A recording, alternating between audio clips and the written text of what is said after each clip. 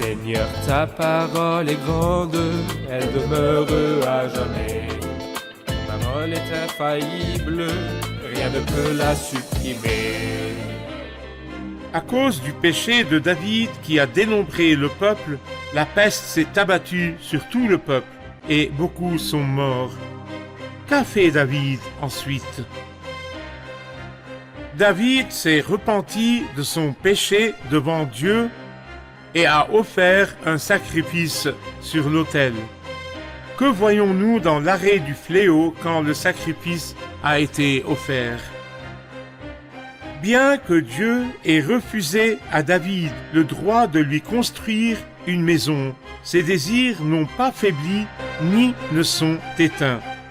Qu'apprenons-nous de cela?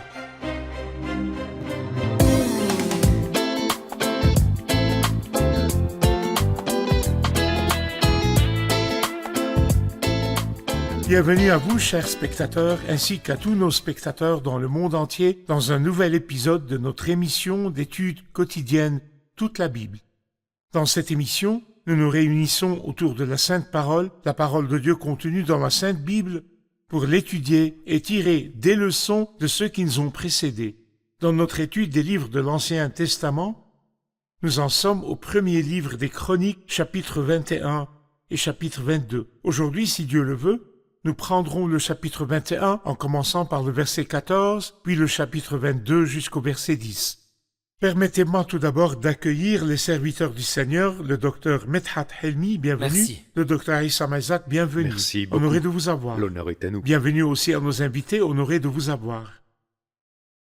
Docteur Issam, nous avons appris dans le dernier épisode que David a été tenté par Satan pour dénombrer le peuple et a succombé à sa tentation, méritant ainsi un jugement et ayant le choix entre 3 types de punitions, et il a choisi de tomber entre les mains de Dieu. Pourriez-vous nous dire quel est ce type de punition et comment il s'est produit au milieu du peuple? Il s'agit d'un type de punition qui était inscrit dans la loi de l'Ancien Testament dans les temps anciens. Par exemple, dans Deutéronome 28, si le peuple péchait, si le roi péchait, que se passait-il? Dieu avait décrit une série de choses dont chacune pouvait se produire, dont celle-ci. Un jugement divin à la suite d'une faute, importante, majeure et influente au sein du peuple. Le péché doit toujours avoir des conséquences et être puni. Et parce que ce péché était lié au roi, et parce que ce péché concerne l'indépendance à l'égard de Dieu, l'incrédulité et l'orgueil, il devait avoir cette conséquence. Et comme nous le savons, la peste a commencé, et dès le premier coup, il y a eu 70 000 morts. C'était une chose très douloureuse. 70 000 morts. D'un coup, dès le début, alors qu'elle ne devait durer que 3 jours. C'était une chose très émouvante, mais elle avait quand même des significations. La première signification, pourquoi David a dénombré le peuple pour commencer? Il a dénombré le peuple pour être fier de son grand nombre, et pour s'y fier aussi. Mais voilà, le nombre a diminué. Et de fait, ce qu'il désirait, ce qu'il voulait réaliser, en dénombrant le peuple, il a fini par obtenir son contraire. Elle s'est inversée à cause du jugement. Deuxièmement, Le peuple a diminué. le peuple a diminué. 70 000, c'est beaucoup. Ce n'est pas une diminution de 100 personnes pour dire oui, d'accord, ce n'est pas un problème. Mais 70 000, c'est énorme. Et là, est advenu tout à fait le contraire de ce que David briguait. Et ainsi, il apprend sa leçon. Non, il ne s'agit pas de cela pour commencer, je ne compte pas là-dessus. Et cela le ramène à l'idée de s'appuyer sur Dieu et de ne pas se fier au nombre.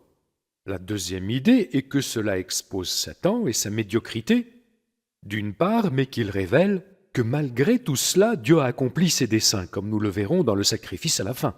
Satan accuse, et il a accusé, et il a tenté David pour dénombrer le peuple. Comme il a fait dans le passé, Satan a mis dans le cœur de Judas l'Iscariote l'intention de livrer le Seigneur. Satan a fait cela, mais c'était suivant le projet défini de Dieu. Ici aussi, c'est Satan qui accuse, mais il nous dit que Satan n'était rien qu'un moyen entre les mains de Dieu pour accomplir le plan divin dont il sera question dans le sacrifice par la Il n'est suite. pas sorti de l'autorité de Il Dieu. ne peut sortir de l'autorité de Dieu, il est utilisé pour accomplir les desseins de Dieu. Deuxièmement, il a révélé David. En fait, il a révélé David ce qu'il avait de difficile en lui, mais il a aussi révélé des choses respectables sur cet homme qui s'est jeté sur Dieu. Et il dit là, tout au début, que je tombe entre les mains de l'Éternel, car ses compassions sont grandes, je préfère ne pas tomber entre les mains des hommes. Il y a aussi des expressions mentionnées ici et non mentionnées dans 2 Samuel 24. Comme quoi? Et significatives. Comme quoi? Comme par exemple au début lorsqu'il dit que je tombe entre les mains de l'Éternel. Et je préfère ne pas tomber entre les mains des hommes. Dans 2 Samuel, c'est tombons, entraînant avec lui le peuple. Parce que 2 Samuel parle de l'homme qui a échoué, ici il parle de la grâce, qui agit dans le cœur et le guérit. Et là aussi, il dit au verset 16, dit que David et les anciens, couverts de sacs, tombèrent le visage contre terre. Cela n'est pas du tout mentionné dans 2 Samuel. Cependant, cela nous montre comment la grâce agit dans la guérison. Encore une chose, par exemple, au verset 20. Là, Aravna regarda en bas et il vit le roi. Mais ici, parce qu'il y a un aspect symbolique très important, un jugement va s'abattre sur tout le monde. Ornan n'était pas juif mais jébusien. Mais le jugement allait s'abattre sur tout le monde. La Bible dit Ornan se retourna et vit l'ange et ses 4 fils. Il vit l'ange. Et ses 4 fils qui étaient avec lui se cachèrent. Il était en train de battre du blé. Cela nous montre des aspects symboliques importants de façon magnifique. Il y a un jugement. Il faut lui trouver une solution qui nécessite une solution et ce jugement s'abattra sur tout le monde à cause du péché. Docteur Medha, que s'est-il passé ensuite? Que s'est-il passé? Dieu a ouvert les yeux de David. David leva les yeux et vit l'ange de l'Éternel. Il se tenait entre la terre et le ciel avec, à la main, son épée traînée, tournée contre Jérusalem. La réaction de David face à cette situation est en effet merveilleuse. Je vois à quel point Dieu apprécie cette réaction lorsque l'homme voit la discipline ou le jugement de Dieu s'abattre sur lui. La réaction qui captive le cœur de Dieu et le fait répondre aux croyants d'une manière merveilleuse, qui est de s'humilier devant Dieu. L'apôtre Pierre dit « Humiliez-vous donc sous la puissante main de Dieu, afin qu'il vous élève au moment voulu. » Il a reconnu sa faute, s'est humilié et s'est confessé. Il s'est couvert de sac dans un vrai repentir et avec un cœur ouvert, conscient de sa mauvaise situation devant Dieu. Et le résultat fut que Dieu lui a trouvé une issue. Dieu lui a dit qu'il fallait un sacrifice pour qu'il y ait un pardon et lui a montré le seul moyen de recevoir le pardon de Dieu. Mais nous verrons après cela que David a pris sa juste position. Dès que le croyant revient et retrouve sa communion avec Dieu, il reprend sa juste position devant Dieu. Le résultat fut qu'il commença à se comporter d'une manière tout à fait merveilleuse.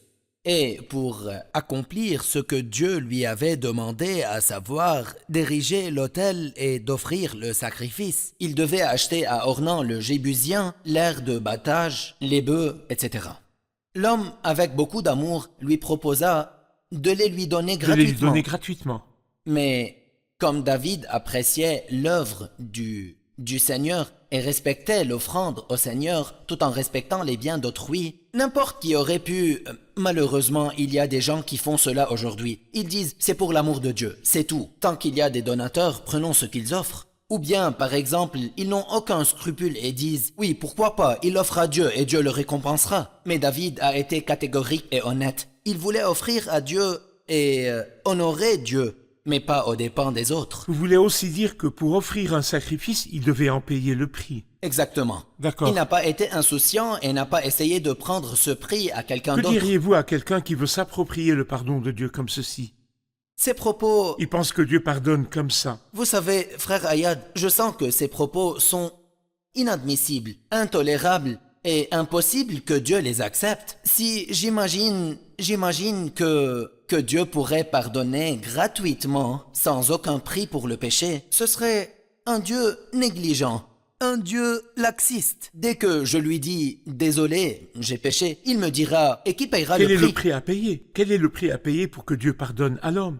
Il a dit que le salaire du péché, c'est la mort, et que s'il n'y a pas de sang versé, il n'y a pas de pardon. Je dis toujours aux gens, soit vous mourrez et payez le prix de vos péchés pour l'éternité en enfer, soit vous trouvez quelqu'un qui mourra à votre place. Et celui qui est mort est là, et il a versé son sang pour vous. Tout ce que vous avez à faire, c'est d'étendre vos mains par la foi et de prendre ce prix qui a été payé. Parfait, merci beaucoup. Nous allons faire une pause puis prendre une question du public. Chers spectateurs, je vous retrouve après la pause, ne quittez pas.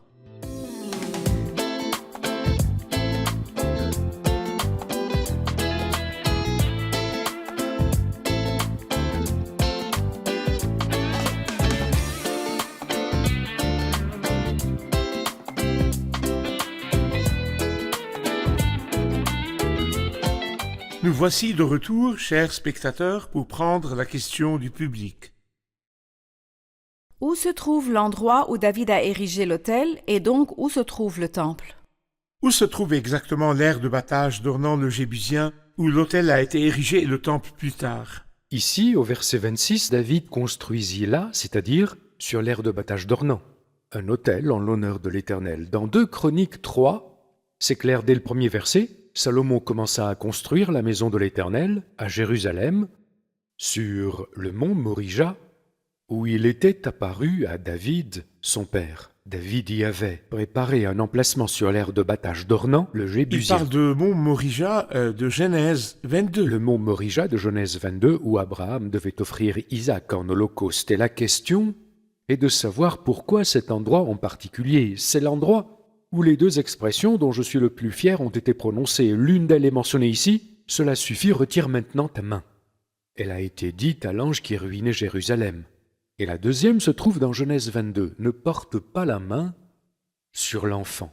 C'est-à-dire que c'est le seul endroit où le sacrifice offert pouvait épargner le peuple. C'est le seul endroit, en fait, où l'on pouvait trouver le remède pour le péché et où le feu est descendu du ciel. Tant qu'il y a le sacrifice et le feu du ciel, il y a le pardon. Sans cela, le pardon aurait été impossible. Mais une belle chose se produit dans notre chapitre.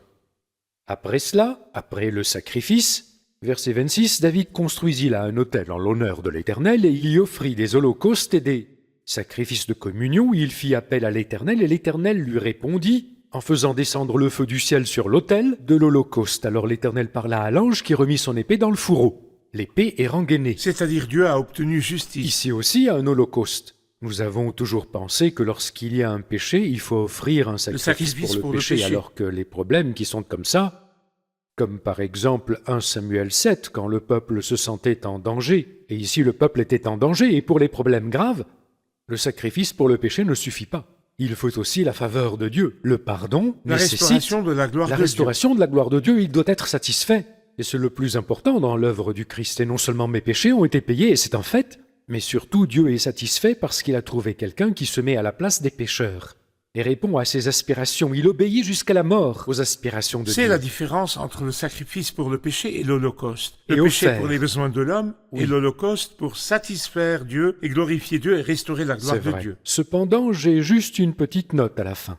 Verset 29. Le tabernacle de l'Éternel, construit par Moïse dans le désert, et l'autel des holocaustes se trouvait alors sur le haut lieu de Gabaon. Il n'y a pas de sacrifice. Pourquoi? Mais David était incapable d'y aller pour chercher Dieu, parce que l'épée de l'ange de l'Éternel l'avait terrifié. Qu'y a-t-il à craindre? Là-bas, la dispensation de la loi. Qui connaît la grâce qui est en Dieu se rend compte que la loi est impuissante. Elle ne peut rien faire. Et de fait, impossible. Il avait peur de venir à Gabaon parce que Gabaon était l'emplacement de l'ancienne tente, qui symbolise la dispensation de la loi, ce qui nous montre que la loi est incapable de guérir du péché. Mais la guérison du péché nécessite un sacrifice, l'aveu du péché et l'aveu de l'impuissance, et c'est ce qui s'est passé avec David. Dr Medhat, j'ai une question sur le prix qui a été payé. Vous avez dit que David a dû en payer le prix du champ où il allait sacrifier et que Dieu n'accepte pas le vol des gens au nom du service ou de la religion en général. Lorsque nous passons au verset 25, David donna 600 pièces d'or à Ornan pour l'emplacement. Voici ce qui a été payé. 600 pièces pour l'emplacement. Lorsque nous revenons au même incident dans 2 Samuel 24, 24, mais le roi dit à Aramna, « Non, je veux t'acheter cela à son juste prix. Je n'offrirai pas à l'Éternel mon Dieu des holocaustes qui ne me coûtent rien. » C'est le point de ma question, le prix. Et David acheta l'aire de battage et les bœufs pour 50 pièces d'argent. Dr Medhat, ma question porte sur le prix auquel David a acheté l'aire. Il nous dit ici qu'il acheta l'aire de battage et donna, verset 25, David donna 600 pièces d'or à Ornan pour l'emplacement. Mais si nous revenons au chapitre 24, verset 24 de 2 Samuel, nous lisons qu'il a payé 50 pièces. Dr Medhat, le prix payé est-il de 50 ou de 600 pièces? Votre remarque nous enseigne un principe très important. La lecture superficielle de la parole de Dieu peut nous conduire à des erreurs de jugement qui peuvent être source de confusion. Mais en y regardant de plus près, il est impossible que la parole de Dieu contienne des contradictions. Dans 2 Samuel chapitre 24 verset 24, les 50 pièces sont le prix des bœufs et des outils. Mais ici, les 600 pièces sont le prix total de toute la région, à savoir le mont Moria. Et on dit que la zone située sous le mont Moria, qui est une aire de battage dans l'actuel dôme du rocher à Jérusalem, est en fait l'aire de battage d'Ornan le Jébusien. Dr Essam, pourriez-vous nous donner une idée générale du chapitre 22 et des sujets qu'il contient? Le chapitre 22 vient à sa place. Pourquoi? Parce qu'après le sacrifice, après la révélation de la grâce, dans le sacrifice, la première chose qui vient à l'esprit est la maison de Dieu. Ainsi, tout le chapitre 22 est consacré aux préparatifs de la maison de Dieu que David a fait, à la préparation de la maison de Dieu et au premier commandement de David à Salomon de construire la maison de Dieu. D'une part, c'est sa juste place, mais d'autre part, depuis le début, la maison de Dieu a toujours occupé le cœur de David. De façon magnifique, il s'est toujours intéressé à la maison de Dieu. Cette idée est toujours présente dans ces chapitres. Et David dit, c'est ici que sera la maison de l'Éternel Dieu, et il a fait 3 choses. D'abord, il y fit rassembler les étrangers qui, et ce sont les hommes qui allaient travailler, tailleurs de pierre, constructeurs, etc. C'est donc des étrangers. David se disait, mon fils Salomon est jeune et faible, et la maison qu'il s'agit de construire pour l'Éternel doit élever bien haut son nom, et sa gloire dans tous les pays, c'est pourquoi je veux faire des préparatifs. Pour lui ainsi David fit beaucoup de préparatifs avant sa mort. David appela son fils Salomon et lui ordonna de construire une maison pour l'Éternel, le Dieu d'Israël. Et c'était ce que Dieu avait demandé de David pour des raisons spécifiques que nous avons mentionnées ou nous mentionnerons, mais que l'Éternel a ordonné. Il voulait lui dire, ce n'est pas seulement mon ordre pour toi, mais c'est Dieu qui m'a dit que c'est toi qui construiras. Et c'est ce qui a rendu l'ordre si précieux pour Salomon. Et après cela, David ordonna à tous les chefs d'Israël d'aider son fils Salomon. Salomon, son fils. Il prépara donc tous les gens qui participeraient à la construction de cette maison. Et c'est tout simplement le résumé du chapitre 22. Nous allons faire une pause et revenir vers vous, Dr Medhat, pour vous demander comment Dieu a apprécié le désir de David. Bien que ce ne soit pas David qui ait réellement construit la maison, de quel point de vue Dieu a-t-il considéré ses désirs? Je vous retrouve après la pause.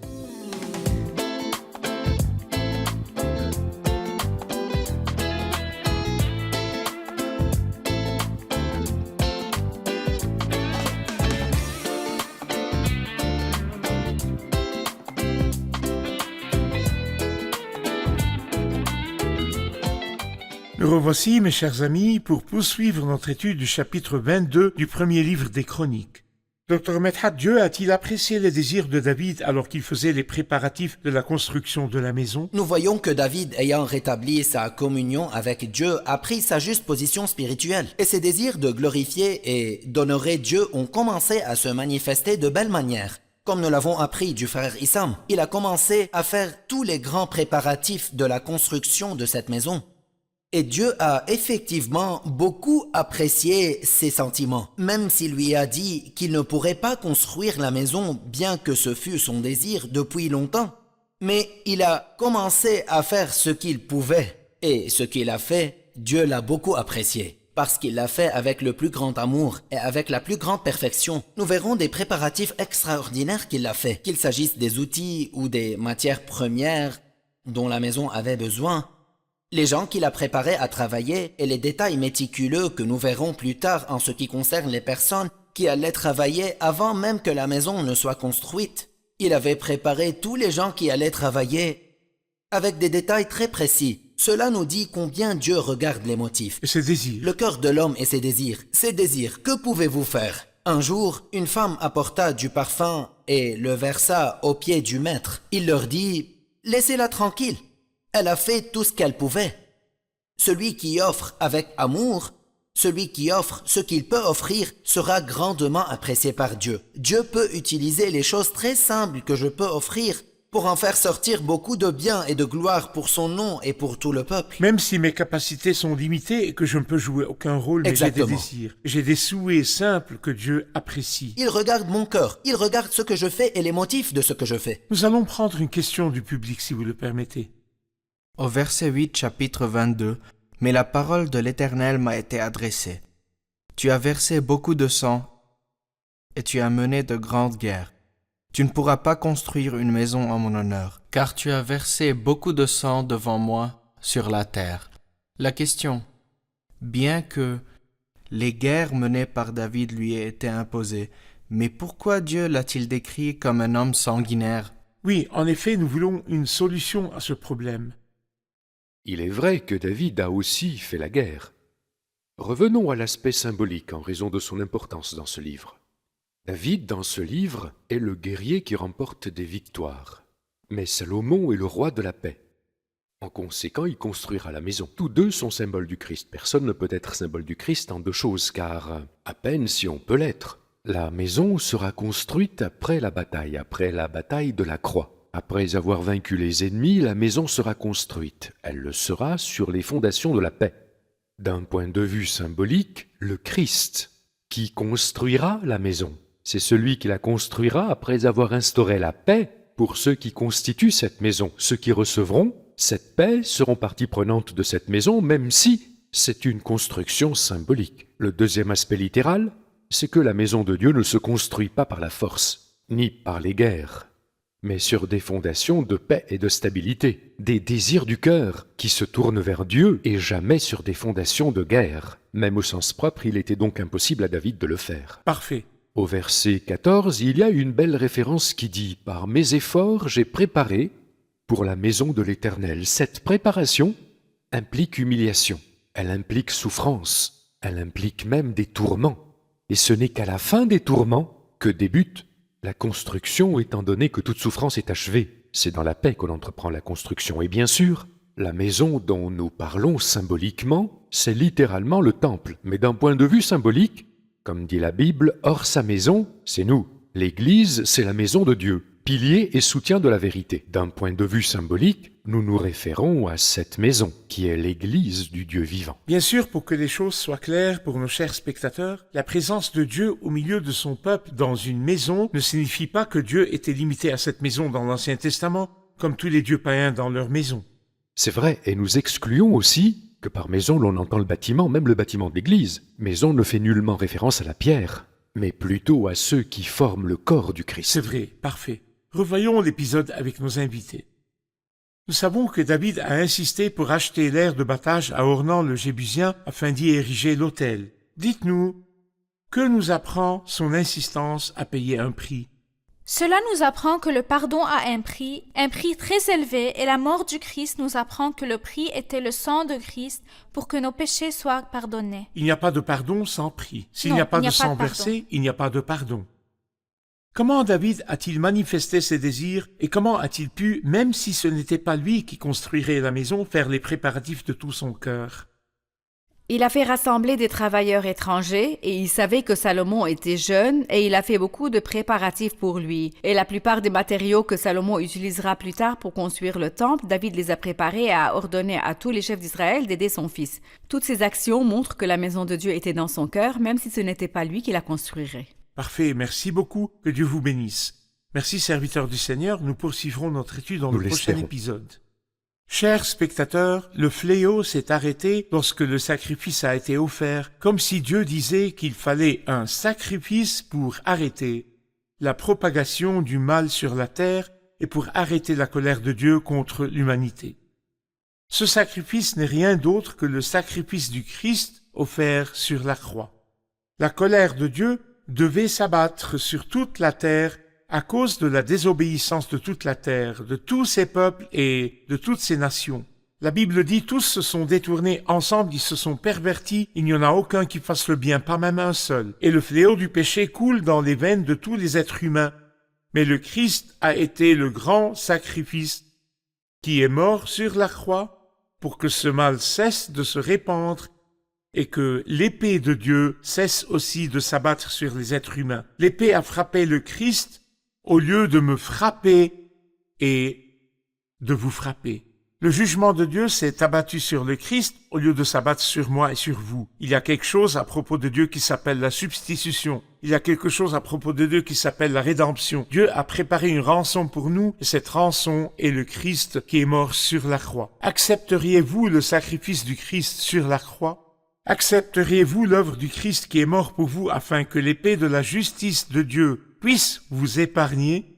Accepteriez-vous l'œuvre du Christ qui est mort pour vous sur la croix afin que vous ayez la vie, ou voulez-vous rester tel que vous êtes, loin de la croix du Christ, loin de l'œuvre du Christ? Si c'est le cas, vous devrez faire face à la colère de Dieu pour le jour de sa colère. Profitez de l'œuvre du Christ sur la croix avant qu'il ne soit trop tard et que le Seigneur soit avec vous.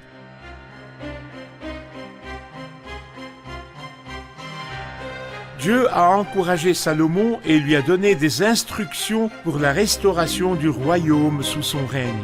Quelles sont les instructions qui ont aidé Salomon à maintenir son règne et a-t-il adhéré à ces instructions? Comment la sagesse de David s'est-elle manifestée dans les préparatifs de la construction de la maison de Dieu et l'organisation du culte qui aura lieu quand la maison de Dieu sera construite? Que pouvons-nous apprendre de David et de l'organisation du culte dans leurs applications au culte chrétien à l'époque où nous vivons?